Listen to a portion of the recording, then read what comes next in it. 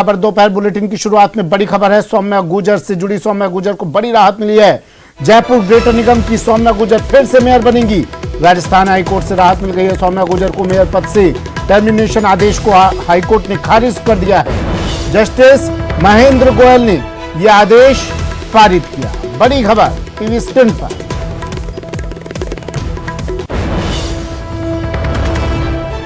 बर्खास्त mayor doctor Saumya से जुड़ा मामला। जयपुर ग्रेटर निगम चुनाव से जुड़ी बड़ी खबर। हाईकोर्ट के निर्देश के बाद अब असमंजस की स्थिति भी हो गई है। जयपुर ग्रेटर निगम की मेयर बनेंगी सौम्या। राजस्थान हाईकोर्ट से राहत मिल गई है। सौम्या गुर्जर को मेयर पद से टर्मिनेशन के आदेश को खारिज कर दिया है हाईकोर्ट ने। जस्टिस महेंद्र गोयल ने यह आदेश पारित किया। सौम्या गुर्जर को बड़ी राहत मिली है। जयपुर ग्रेटर निगम की मेयर फिर से बनेंगी। बीजेपी ने इसे न्याय की जीत बताया। उपनेता प्रतिपक्ष राजेंद्र राठौर ने अपनी प्रतिक्रिया जाहिर की। कहा, न्याय के मंदिर में देर है पर अंधेर नहीं। साथ ही उन्होंने कहा कि ये फैसला, यह आदेश कांग्रेस के गाल पर चपत है। पूर्व महापौर के प्रकरण में माननीय उच्च न्यायालय का निर्णय न्यायालय में देर है पर अंधेर नहीं है, इस तर्ज पर आया है।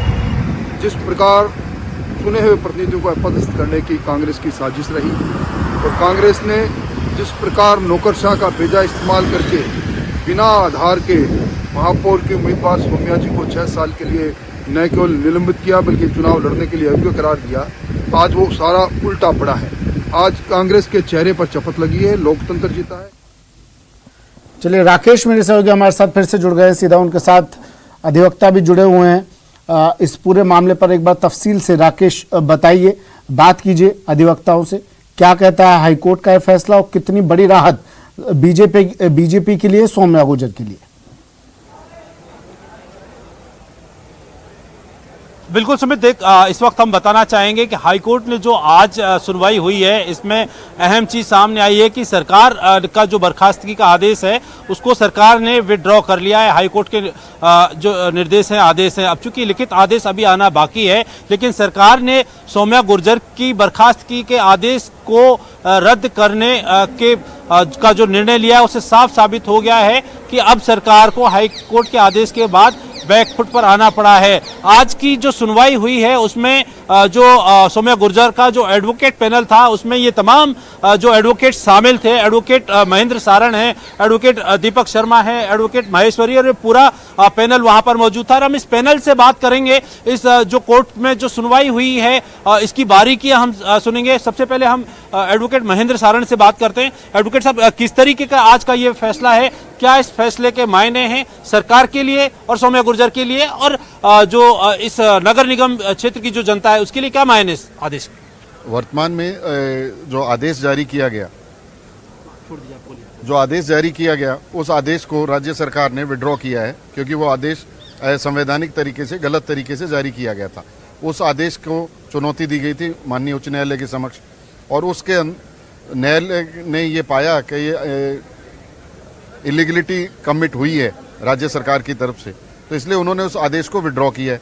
लीगल स्क्रूटनी के अंदर वो आदेश स्टैंड नहीं कर रहा था, इसलिए उन्होंने विड्रॉ कर लिया। तो जो 27/9 का जो आदेश था जिसके तहत सौम्या जी को हटाया था, वो आदेश निरस्त हो गया। तो उसके जितनी कॉन्सिक्वेंसेस फॉलो होनी थी वो सारी नल एंड वॉइड डिक्लेयर हो गई, इनफ्रक्चुअस हो गई। तो वर्तमान के अंदर आदेश की प्रति आ जाती है, उसके बाद सौम्या जी पुनः उस पद पर पदस्थापित हो जाएंगी जहां वो उस दिनांक को थी, क्योंकि जो संबंधित आदेश जो इनके हटाने का था वो निरस्त किया जा चुका है। कोर्ट ने क्या कुछ कहा है आज की सुनवाई में और किस तरीके से उसको रद्द करने की व्यवस्था दी है? क्या सरकार की तरफ से जो बर्खास्तगी का आदेश थे उसमें खामियां थी? सौम्या गुर्जर के फेवर में क्या चीजें थी कि सरकार ने किस तरीके से, ये थोड़ा सा जनता को एक बार समझाने का प्रयास करें। वर्तमान में मेरिट के ऊपर आर्ग्यूमेंट ना होके केवल लीगल बिंदुओं पे आर्ग्यूमेंट हुआ था। मेरिट के आर्ग्यूमेंट तो अभी शुरू ही नहीं हुए थे। उससे पहले जो विधि के बिंदु थे उनके ऊपर निस्तारण हुआ है, और विधि के बिंदुओं में राज्य सरकार द्वारा 2 बहुत बड़ी गलतियां की गई थी। उन गलतियों को पॉइंट आउट किया गया और माननीय न्यायालय के समक्ष जब ये बिंदु आए तो उससे ये स्पष्ट हो गया कि ये इलीगलिटी है, और जो आदेश विधि के विरुद्ध हो वो आदेश होता ही नहीं है। इसलिए ये जितनी भी प्रक्रिया हुई वो सब निरस्त कर दी गई है।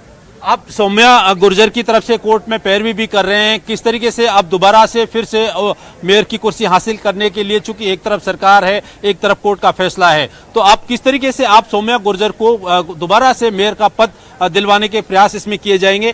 क्या विधि है, किस तरीके से पालना होगी, कब तक वो दोबारा से मेयर की कुर्सी हासिल कर सकती है? आदेश की प्रति आने के बाद 27/9 का जो आदेश था जिसके तहत सौम्या जी को हटाया था, वो आदेश निरस्त कर दिया गया। जब वो आदेश निरस्त हो गया तो उस दिन वो मौजूद तत्समय महापौर थी, तो वह स्वतः ही महापौर बन जाएंगी। अगर इसमें किसी प्रकार का कोई नई विधि की कोई विरचना होती है तो वो तो समय बताएगा। वर्तमान परिस्थिति में यही है कि जो 27/9 का आदेश था वो माननीय उच्च न्यायालय ने निरस्त कर दिया, तो उस आदेश के निरस्तीकरण के बाद अब इस मामले में वर्तमान में कुछ रहता नहीं है। इसी आधार पर माननीय उच्च न्यायालय ने इस सौम्या जी की जो रिट पिटीशन थी उसका भी निस्तारण किया है। बिल्कुल, रिट पिटीशन का निस्तारण किया है सौम्या गुर्जर की। हमारे साथ मैं बताना चाहूंगा एडवोकेट दीपक शर्मा, एडवोकेट माहेश्वरी और पूरा पैनल है।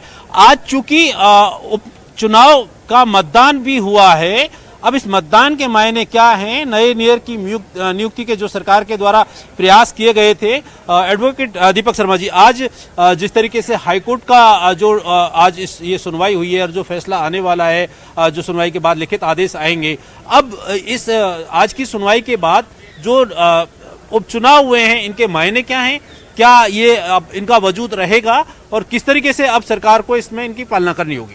देखिए, पोलिंग जो आज चल रही थी उसका तो अब कोई मतलब रहता नहीं है, क्योंकि जब 27/9 का आदेश बर्खास्तगी का कोर्ट ने निरस्त कर दिया है, इलेक्शन कमीशन की तरफ से उनके पैनल में वकील थे उपस्थित, उनको भी निर्देश दिया है क्योंकि पोस्ट वैकेंट होगी तो बाई इलेक्शन होंगे। चूँकि पोस्ट वैकेंट ही नहीं है तो इस वजह से बाई इलेक्शन का कोई मतलब नहीं रहता है। तो कुल मिला के बिंदु ये है, बर्खास्तगी के आदेश को जब कोर्ट ने निरस्त कर दिया है तो बाई पोलिंग जो अभी पोलिंग चल रही है उस पोलिंग का भी कोई मतलब नहीं रहता, उसका कोई औचित्य नहीं रहता है। इसलिए उसको भी कोर्ट ने कहा है कि कॉन्सिक्वेंसेस क्योंकि फॉलो होंगे, तो पोस्ट अभी वैकेंट नहीं है और उन्हें वो जिस स्थिति में 27/9 में मेयर थी वो स्थिति अभी बरकरार रहती है। तो इसलिए नए पोलिंग हो रही है उसका कोई अर्थ नहीं निकलता है, उसका कोई मतलब नहीं निकलता है। इसलिए कोर्ट ने कहा कि पोलिंग भी निरस्त की है। पोलिंग निरस्त होगी, सौम्या गुर्जर को दोबारा से फिर से कुर्सी पर बिठाने की कोशिश होगी। सरकार अगर मान लो जो आज के सुनवाई के बाद जो आदेश आता है उसकी पालना नहीं होती है, तो क्या सौम्या गुर्जर के पास आगे जाने का रास्ता होगा अपनी कुर्सी फिर से पाने के लिए? नहीं, देखिए ऐसा है, कोर्ट ने बाय वे ऑफ कंसेंट कहा है कि उन्हें उनको नोटिस जारी करके सुनवाई का अवसर प्रदान करते हुए और एप्लीकेशन ऑफ माइंड द्वारा सरकार पुनः आदेश जारी करेगी। तो इस बिंदु पे आगे जाने का कोई मतलब नहीं है, क्योंकि उन्होंने इस बात की तायीद की है कि वो इसको फ्रेश नोटिस जारी करके इनको सुनवाई का अवसर देते हुए ऑर्डर पास करेंगे। तो आगे जाने का इसमें कोई अर्थ निकलता नहीं है और उसी के कॉन्सिक्वेंस में जो पोलिंग हो रही है उस पोलिंग का भी कोई अर्थ नहीं निकलता है। हमारे साथ एडवोकेट नरेंद्र धाकड़ यहाँ पर मौजूद हैं। एडवोकेट साहब, जिस तरीके से जो आज सुनवाई हुई है, सौम्या गुर्जर को आज फिर से एक बार मेयर बनने की उम्मीद जगी है, किस तरीके से इस फैसले के क्या मायने रहेंगे, क्या कानूनी पेचीदगियां सरकार के सामने खड़ी होंगी इस फैसले के बाद में, सौम्या गुर्जर के लिए क्या चुनौतियां हैं, किस तरीके से कुर्सी हासिल उनको करनी? देखो, वर्तमान में सौम्या के साथ तो कोई चुनौती इसलिए नहीं है क्योंकि माननीय न्यायालय सरकार का जो मनमानी पूर्ण और गैर विधिपूर्ण विधि के खिलाफ जो उन्होंने ऑर्डर पास किया था उसको माननीय न्यायालय ने सेट असाइड कर दिया है। और माननीय न्यायालय ने सरकार को कहा है कि अगर आपको कोई ऑर्डर पास करना था तो आपको स्पीकिंग ऑर्डर पास करना था, कोई रीजन ऑर्डर पास करना था।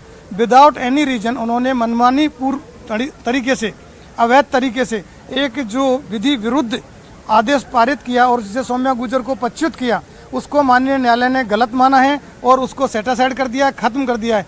आज की डेट में वो ना तो सीट कोई वैकेंट है, जिससे कि जो ये चुनाव की प्रक्रिया की आप पूछ रहे थे कि भाई चुनाव का क्या मायने रहेंगे, अब क्योंकि कोई सीट ही जब वैकेंट नहीं है तो चुनाव के भी कोई मायने नहीं है। अगर सीट वैकेंट होती तो उस चुनाव के मायने होते। अब पुनः अगर सरकार कोई कार्रवाई करना चाहेगी तो उसको एक रीजन ऑर्डर पास करना चाहेगा, नहीं तो इसी पोस्ट पे माननीय सौम्या जी पुनः पदस्थापित होंगी। बिल्कुल, हमारे साथ एडवोकेट माहेश्वरी यहाँ पर मौजूद है। चूंकि काफी लंबे समय तक ये मामला चला है, काफी